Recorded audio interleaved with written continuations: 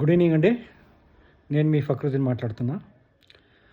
ఆంధ్రప్రదేశ్ మాజీ ముఖ్యమంత్రి జగన్మోహన్ రెడ్డి కూడా ప్రజాస్వామ్య విలువల గురించి మాట్లాడుతూ ఉంటే నవ్వు వస్తుంది.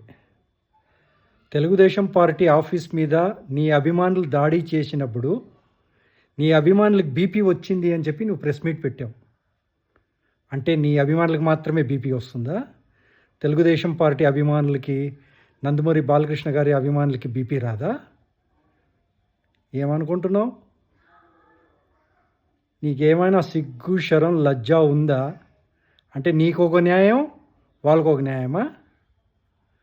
ఒక ముఖ్యమంత్రిగా పనిచేసినావు, ఏదన్నా మాట్లాడితే దానికి ఒక అర్థం ఉండాలి. జగన్మోహన్ రెడ్డి, నీ అభిమానులు చేసింది కరెక్ట్ అయితే హిందూపురంలో ఈరోజు తెలుగుదేశం పార్టీ అభిమానులు, నందమూరి బాలకృష్ణ గారి అభిమానులు చేసింది కూడా కరెక్టే.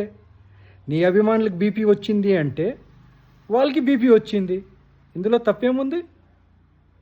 అర్థం చేసుకో. నీకు ఒక న్యాయం, వాళ్ళకు ఒక న్యాయమా? ఆంధ్ర ప్రజలారా మేలుకోండి, జాగ్రత్త. Thank you.